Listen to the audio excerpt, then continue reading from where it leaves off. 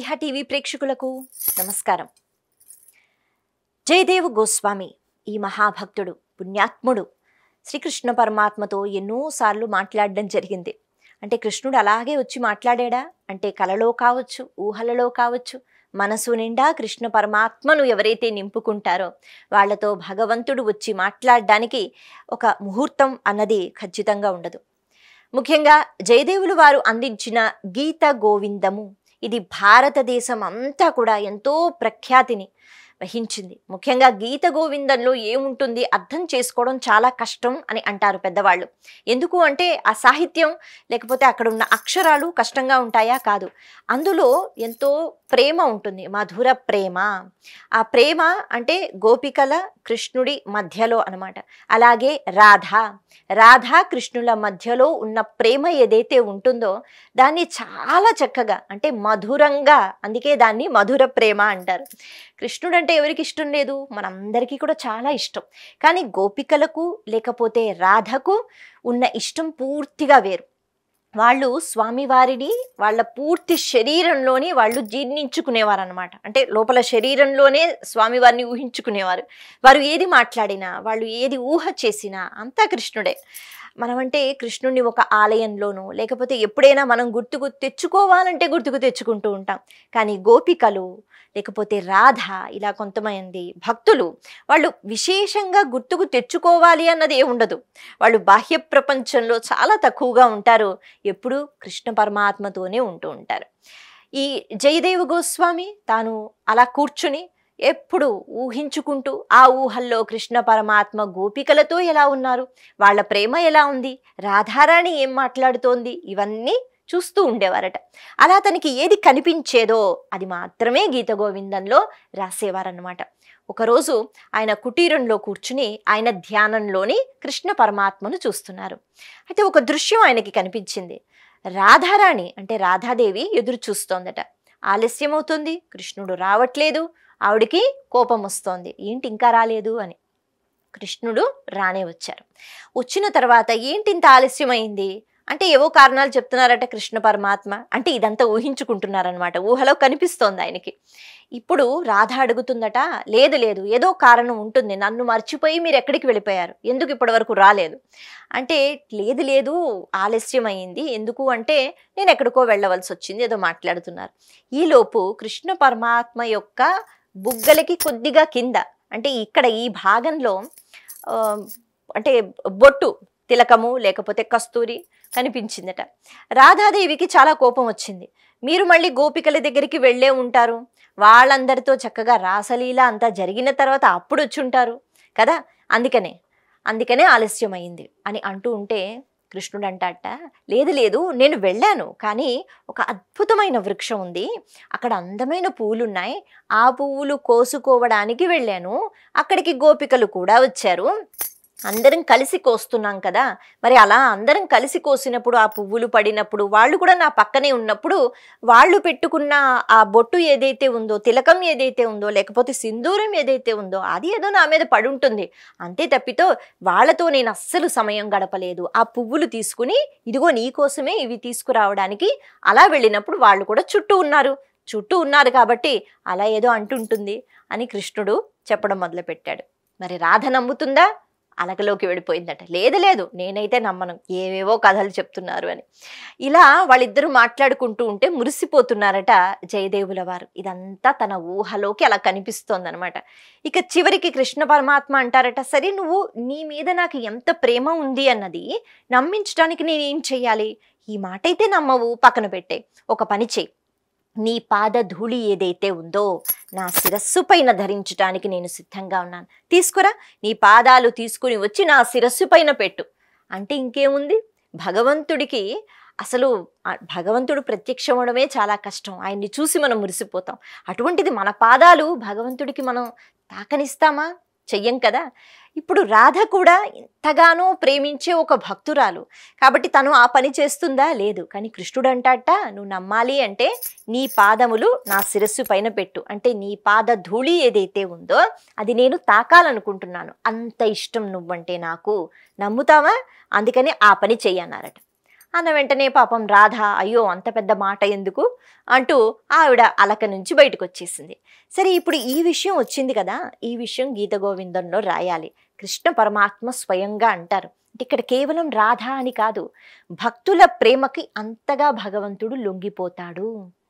అందుకే మనం వింటూ ఉంటాం కదా, తిన్నడు శివ భక్తుడు, ఆయన వేసుకున్న పాదరక్షలు చెప్పులు ఏవైతే ఉంటాయో వాటితోనే ఆయన శుభ్రపరుస్తారు ఆ శివలింగాన్ని. ఇది మనం అపచారం అని అనుకుంటాం, కానీ శివుడు స్వీకరించాడు. అలా భక్తుల యొక్క ప్రేమ అన్నది చూస్తూ ఉంటాడు భగవంతుడు. కాబట్టి నీ పాదాలను నా శిరస్సు పైన పెట్టు అని ఎప్పుడైతే అన్నారో, ఈ మాట వ్రాయాలా వద్దా? ఇది రాస్తే భక్తులు ఒప్పుకుంటారా? అదేంటది, కృష్ణ పరమాత్మ యొక్క శిరస్సుకి ఈ భక్తురాలి యొక్క పాదముల అంటే తన్నినట్టే కదా అర్థం. తన్నకపోయినా అలా ఎవరేమైనా పెడతామా? అసలు అది ఊహకి అందని విషయం. కాబట్టి ఇది బాగుండదేమో, ఇలా రాయకూడదేమో అని అనుకున్నారట జయదేవుల వారు. కానీ వారికి అలవాటు కదా, ఏది ఊహలో వస్తే అదే గీత గోవిందంలో. అంటే ఇందులో భక్తి ప్రేమ మాత్రమే ఆయన చూశారు, కానీ బయట దీన్ని ఎలా స్వీకరిస్తారు? తప్పు అంటారేమో, కృష్ణుడికి శిరస్సు పైన రాధ కాళ్ళు పెట్టడం ఏమిటి అంటారేమో అని ఆయన ఆగిపోయి ఆలోచిస్తున్నారు. ఏం చేయాలి, నేను రాయాలా వద్దా? సరే కాస్తసేపు తర్వాత ఏది ఆలోచనకు వస్తే అదే చేస్తాను అని చెప్పి భార్యను పిలిచి, నేను ఒకసారి అలా బయటికి వెళ్ళొస్తాను, స్నానం చేసొస్తాను అని ఆయన బయటికి వెళ్ళిపోయారట. బయటికి వెళ్ళిపోతే ఆయన వెంటనే ఒక 15-20 నిమిషాల్లో వచ్చేసారు. వచ్చిన తర్వాత ఏమండి ఎక్కడికి వెళ్ళిపోతున్నారు అంటే, అదే నేను ఇందాక ఏదో రాద్దాం అనుకున్నాను కదా, అది రాసేసి వస్తాను అంటే, కాదు భోజనం చేసే సమయం అయిపోయింది, మీరు తింటేనే కదా నేను తింటాను మీ విస్తరాకులో, నాకు ఆకలేస్తుంది, కాబట్టి మీరు తినేసి ఆ తర్వాత మీరు ఎంతసేపు అయినా కూర్చుని రాసుకోండి అంది భార్య. సరే అని చెప్పి పెట్టు అని గబగబా జయదేవుల వారు తినేసి ఆయన పూజా మందిరం దగ్గరికి వెళ్ళి, ఈ మాట ఏదైతే రాయొద్దు అని అనుకున్నారో, అంటే శ్రీకృష్ణుని యొక్క శిరస్సు పైన రాధాదేవి యొక్క పాదాలను ఆయన పెట్టమన్నారు. కారణం ఏమిటి అంటే, అంత ప్రేమ నీపైన నాకుంది అన్నది నేను నిరూపణ చేసుకోవాలనుకుంటున్నాను, నీ పాదధూళి నాకు ముఖ్యం రాధా అని అంటారు కదా. ఆ విషయాన్ని ఆయన అక్కడ రాసేసిన తర్వాత ఆయన కాస్తసేపు పడుకున్నారు. ఇప్పుడు పద్మావతి ఆ విస్తరాకులు చక్కగా భోజనం చేస్తోంది. ఇప్పుడు రానే వచ్చారు జయదేవుల వారు. అంటే ఇప్పటి వరకు ఎవరి పనులన్నీ చేశారు? జగన్నాథస్వామియే. ఇప్పుడు జయదేవుల వారు వచ్చారు, తలుపు కొడుతున్నారట.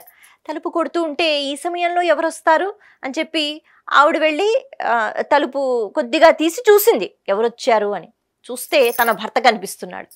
ఆవిడకి భయం వేసిందట, ఇదేంటిది, నా భర్త వచ్చాడు, ఆయన తిన్నాడు, అందుకే కదా నేను తింటున్నాను, మరి ఎవరైనా వచ్చారా, నేను సరిగ్గా చూడలేదా అని వెంటనే ఆవిడ తలుపులు వేసేసింది.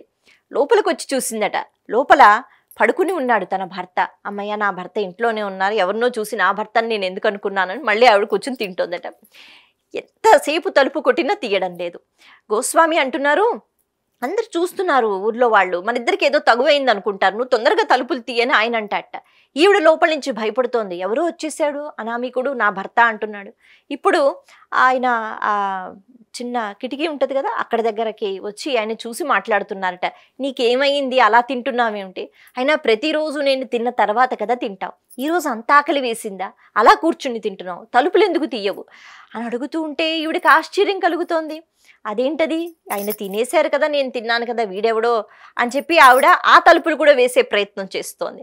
అప్పుడు జయదేవుల గారు ఒక్కసారి తలుపు తీ, బయట అందరూ అంటే అదొక రకంగా చూస్తున్నారు నన్ను అన్న వెంటనే, సరే ఇంకెందుకు, లోపల భర్త ఉన్నారు కదా, భయం లేదని చెప్పి ఇవి నెమ్మదిగా తలుపులు తీసింది. గబగబా జయదేవులు గారు లోపలికి వచ్చి కూర్చుని, నీకేమైనా పిచ్చి పట్టిందా, ఏం జరిగింది, తలుపులు ఎందుకు తీయవు అన్న వెంటనే ఆవిడ ఉండండి అని చెప్పి గబగబా లోపలికి వెళ్ళి చూసింది. అప్పటికే స్వామివారు మాయమైపోయారు. అప్పుడు కూర్చుని చెప్తోందట, స్వామి మీరు వచ్చి ఏదో రాశారు, అయితే అంతకుముందు తినండి అని నేను చెప్పాను, మీరు తిన్నారు కాబట్టి ఆ ఆకులో నేను తింటున్నాను, ఆ తర్వాత మీరు ఏదో వ్రాశారు, వెళ్ళి పడుకున్నారు, అందుకే మీరు మళ్ళీ వస్తే ఎవరా అని నేను అనుకుంటున్నాను అన్న వెంటనే జయదేవుల వారు గబగబా వెళ్ళి ఆ గ్రంథములు అంటే తాళపత్రాల మీద కదా రాసేవారు, వెళ్ళి చూసేటప్పటికి అద్భుతం. తనకి ఏ ఊహ అయితే వచ్చిందో అలా రాయొచ్చా లేదా అని తను ఎక్కడైతే ఆగిపోయి ఆ సందేహంతో ఆయన బయటికి వెళ్ళిపోయారో దాన్ని ఆ సందేహాన్ని నివృత్తి చేశారు. అంటే గీత గోవిందంలో ఈ ఈ ప్రత్యేకమైన శ్లోకము లేకపోతే పద్యము, ఈ భావము ఏదైతే ఉందో, కృష్ణ పరమాత్మ స్వయంగా నేను కనిపించాను, అది కల్పితం కాదు, నేను కనిపించాను, నేను అన్నాను అనేటట్టుగా నిరూపణ చేస్తూ ఆయనే స్వయంగా దాన్ని పూర్తి చేశారు. అది గీత గోవిందంలో ఉన్న ప్రత్యేకత. ఇలాంటి ప్రత్యేకతలు గీత గోవిందంలో ఎన్నో ఉన్నాయి. వాటి గురించి మనం చెప్పుకుంటూ స్వామివారికి అంటే ముఖ్యంగా విశేషంగా జగన్నాథ స్వామికి ఈ గీత గోవిందం ఇంకా దగ్గరగా ఎలా వెళ్ళింది, స్వామివారు ఇంకా జయదేవునికి ఎలాంటి అనుగ్రహాన్ని ఇచ్చారు, తర్వాత ఎపిసోడ్లో మనం చెప్పుకుందాం. నమస్తే.